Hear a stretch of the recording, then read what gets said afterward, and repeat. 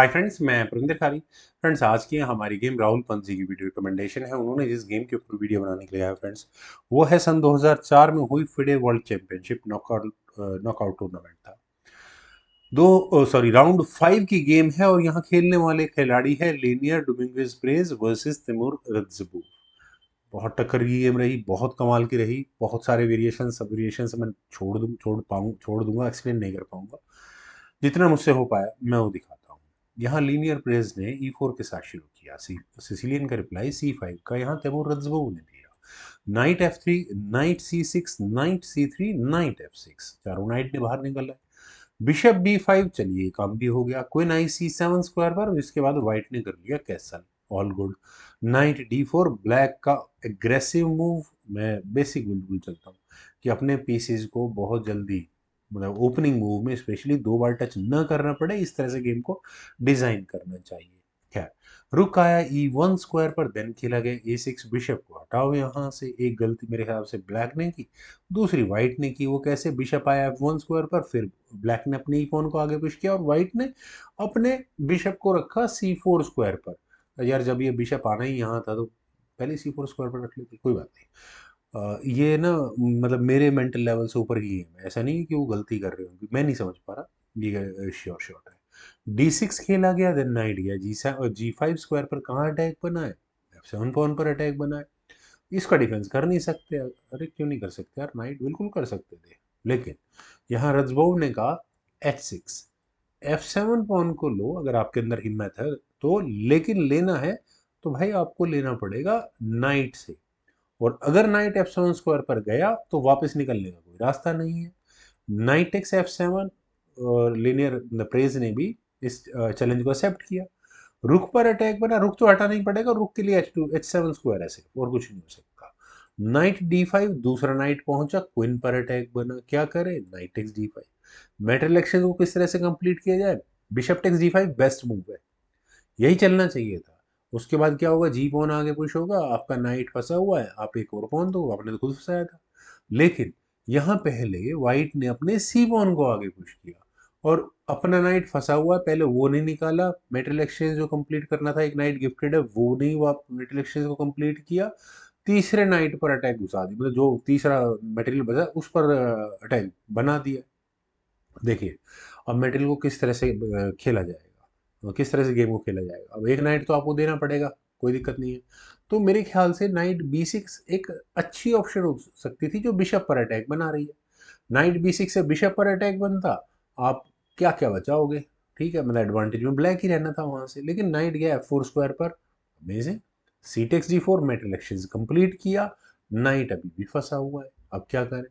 अब देखिए, सी takes D4 for black मैं मानता हूँ कि अच्छा मूव है। आपको पहले बिशप हटाना होगा या आपने डी पॉन को आगे पुश करना होगा, लेकिन दोनों में से कुछ नहीं किया।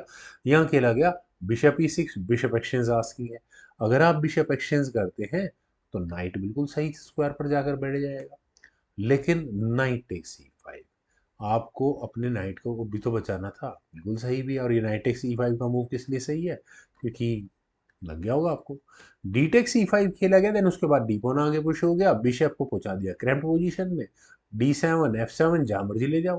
अच्छा स्क्वायर तो मुझे F7 लग रहा है, लेकिन तैमूर भी कह रहे हैं कि नहीं भाई, मैं तो पंगा लूंगा पूरा। उन्होंने बी पॉन आगे पुश किया, बिशप पर अटैक बनाया। बिशप को या तो आप घर में घुसाओ F1 स्क्वायर पर, नहीं। मतलब गेम कमाल कमाल चल रही है दोनों खिलाड़ियों की। यहाँ खेला गया D4। अब D4 तो बिल्कुल समझ में नहीं आ रहा यार, बिशप लो ना। D4 ले लिया, चलिए कोई बात नहीं भाई, अब क्या रह गया। किसी न किसी को तो कुछ ना कुछ करना था। ब्लैक के लिए मैं मानता हूँ फिर भी F7 स्क्वायर था, अभी भी अवेल था, लेकिन नहीं। बी टेक C4 के लिए बिशप लिया। बिशप टेक्स F4, पहले नाइट एलिमिनेट, नाइट को नहीं जाने देना भाई अब वापस। अच्छा ठीक है, इसीलिए खेला है शायद डी पॉन जो आगे पीठ मारा ना फेंक के, इसीलिए करा होगा। खैर, यहाँ खेला गया ई takes D4, D takes E6। और फ्रेंड्स चलिए, ये गेम तो बिल्कुल सही है। डी टेक्स E6 होने के बाद ब्लैक के लिए मेरा एक मानना है कि आपको सी टेक्स D4 करना चाहिए था। क्वीन से चेक आती है वगैरह वगैरह, जो भी आप खेलना चाहते हो वो खेलो, बिल्कुल ठीक है। इसमें क्या होगा कि ब्लैक ज्यादा से ज्यादा अपना कैसल चांस खोएगा। लेकिन यहाँ तैमूर अज़्ज़बोव ने कैसल किया टुवर्ड्स लॉन्ग साइड, और ऐसा करने के बाद एक बहुत बड़ा सिरदर्द इस ट्राइलॉक जंक्शन में तैयार कर लिया उन्होंने। D5। अब ये पॉन बहुत खतरनाक हो गया। क्वीन आई E5 स्क्वायर पर। शायद तैमूर के दिमाग में रहा होगा कि ठीक है यार, क्वीन को लाओ, बिशप को लाओ, और जब मौका मिले धाओ बोल दो। रुक आया C1 स्क्वायर पर, पॉन डबल है, उनको लेने की तैयारियां हैं। G5 खेला गया, रुक टेक्स C4 हुआ, रुक आया B7 स्क्वायर पर।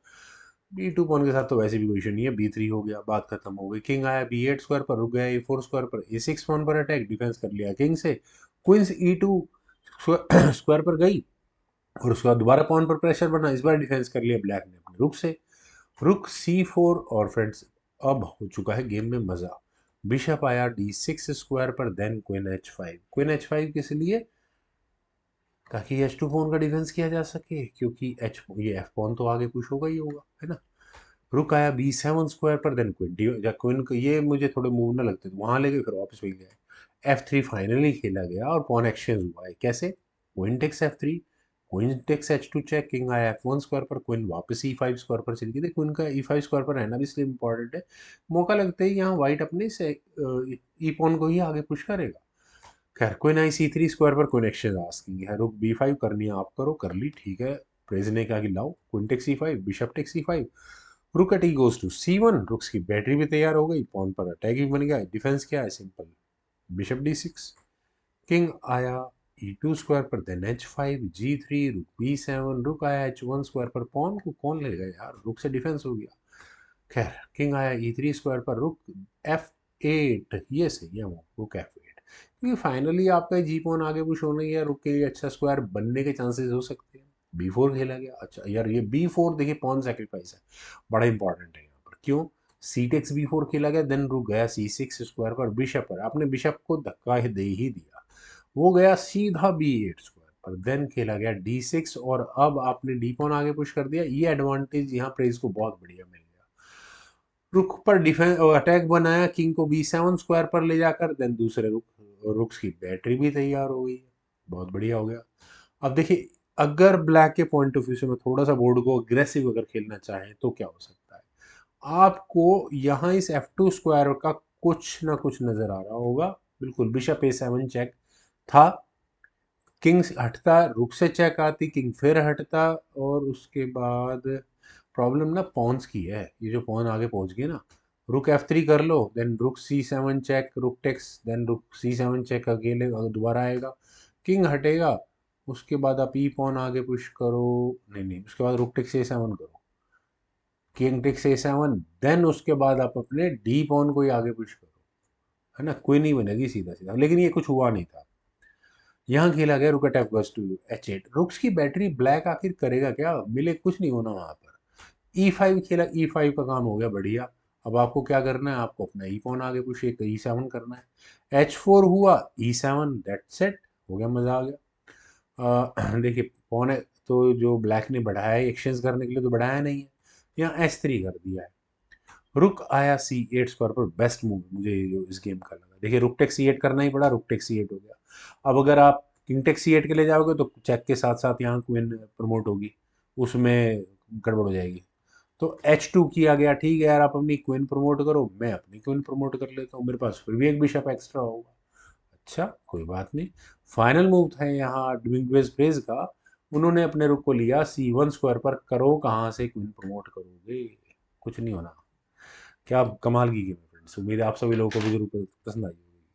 कमेंट सजेशंस का मुझे बेहद इंतजार रहेगा। Thank you for watching, bye for now.